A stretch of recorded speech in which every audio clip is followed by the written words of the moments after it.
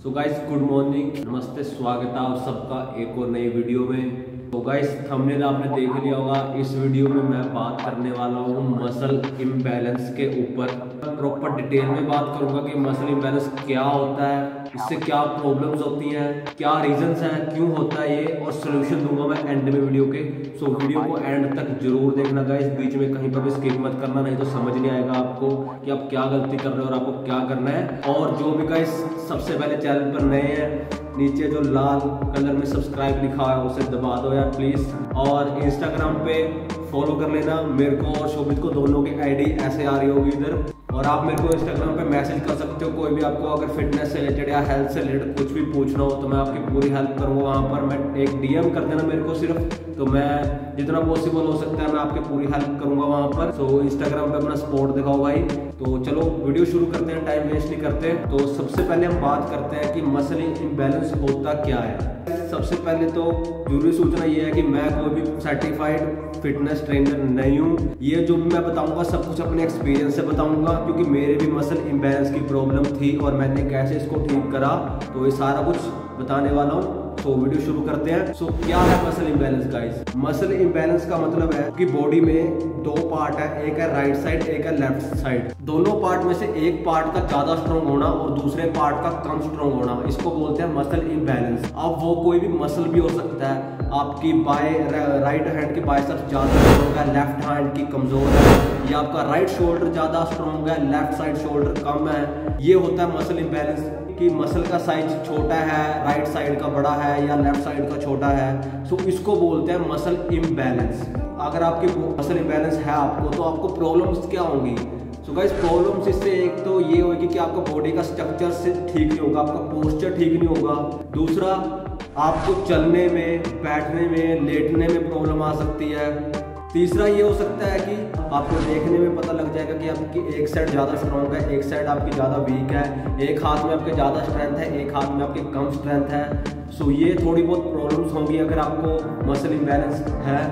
अब रीजंस क्या है, क्यों होता है गाइस मसल इम्बैलेंस? जहाँ तक मैं अपना बताऊँ कि मेरे को कैसे हुआ मसल इम्बैलेंस, तो मैं बचपन की बात करता हूँ। तो मैं बचपन में बहुत क्रिकेट खेलता था, तो क्रिकेट आया मैं राइट हैंड पर्सन, तो मैं अपना राइट हैंड बहुत यूज़ करता था, बॉलिंग करनी, थ्रो करनी, बैटिंग वगैरह में। तो ये सब यूज़ होता था, तो जिसके कारण राइट हैंड में मेरे बहुत ज़्यादा स्ट्रेंथ आ गई। इसके मुकाबले ये बेचारा कमजोर ही रह गया और ये ज़्यादा स्ट्रॉन्ग होता रहा। और अब भी ऐसे ही होता है, जिम में बहुत मसल इम्बैलेंस की प्रॉब्लम हो गई है जिम में। तो अब मैं बात करता हूँ उस पर कि क्या रीजंस हैं। तो रीजंस का यही है कि जब आप एक हैंड का ज़्यादा यूज़ करते हो, फॉर एग्जांपल आप कोई भी गेम खेलते हो, क्रिकेट वगैरह या बैडमिंटन, तो आप एक ही हैंड का ज़्यादा यूज़ करते हो, जिससे होता है ये हैंड में ज़्यादा स्ट्रेंथ आ जाती है, तो इसमें ज़्यादा पावर आ जाती है इसके मुकाबले। और होता है ये ज़्यादा स्ट्रॉन्ग होता रहता है और ये बेचारा डाउन होता रहता है, जिसकी वजह से मसल इम्बैलेंस हो जाती है। एक मसल ज़्यादा हो जाता है और एक मसल कम हो जाता है। जिम में भी यही प्रॉब्लम होती है गाइस कि मसल इम्बैलेंस है, आप एक हैंड से ज़्यादा वेट उठा पाते हो, एक हैंड से कम वेट उठा पाते हो।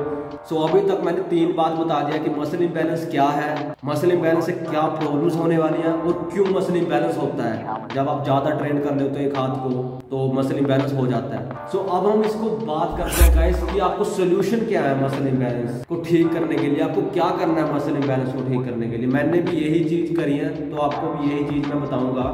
सबसे पहले तो गाइस आप बारबल्स की एक्सरसाइज कम कर दो। अपने वर्कआउट के अंदर 1 या 2 एक्सरसाइज रखो सिर्फ बारबल की।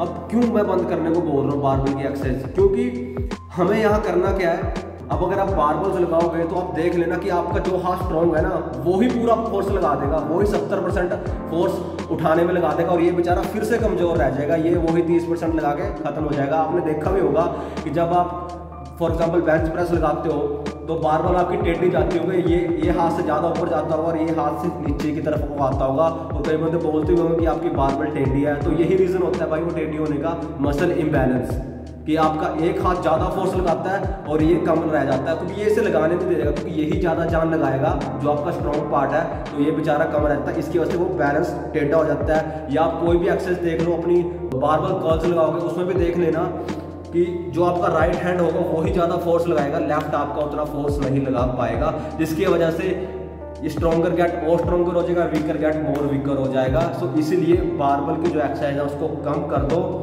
और अब आपने करना क्या है, डंबल्स को यूज़ करना शुरू कर दो। अब इसको कैसे यूज़ करना है वो मैं आपको बताता हूँ। जो आपकी वीक साइड है, आपको कोई भी हो सकती है, चाहे राइट हैंड साइड है चाहे लेफ्ट हैंड साइड है, उसको पहले ट्रेन करो।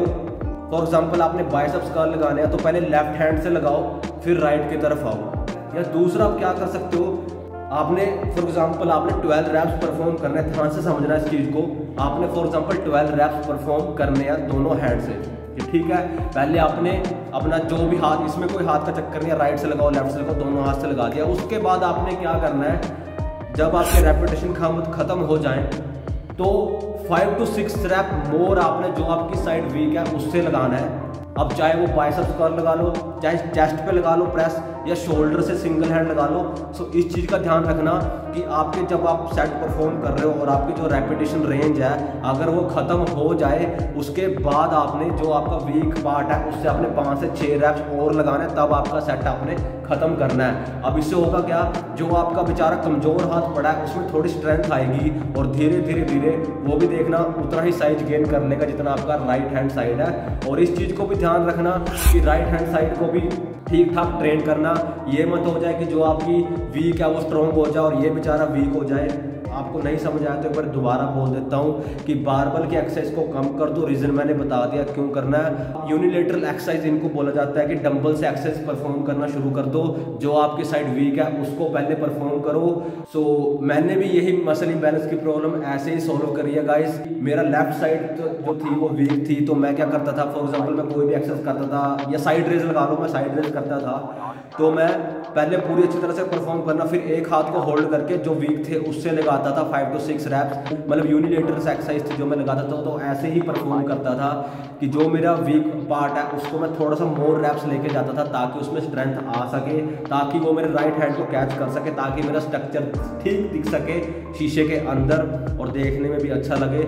सो यही थी मसल इंबैलेंस के ऊपर मैं आपको बताना चाहता था। बहुत ही प्रॉब्लम हो रही है जिम में अभी कि एक साइड छोटी है, एक साइड बड़ी है, एक साइड मसल बड़ा है, एक साइड मसल छोटा है। सो आई होप आपको ये इन्फॉर्मेशन समझ आई होगी। अगर गाइस समझ आई है इन्फॉर्मेशन तो प्लीज़ एक लाइक जरूर करना और नीचे जो सब्सक्राइब लिखा हुआ लाल लाल अक्षरों में उसे दबा दो यार जल्दी से जल्दी, और इंस्टाग्राम पे फॉलो कर देना। और अगर अभी भी वीडियो नहीं समझ आई है, अच्छी तरह से बात करना चाहते हो तो इंस्टाग्राम पे एक बार मैसेज कर देना, मैं वहाँ पर अच्छी तरह से समझा दूंगा आपको। तो मिलता हूँ किसी अगली वीडियो में, तब तक bye bye, take care, be humble and be beast.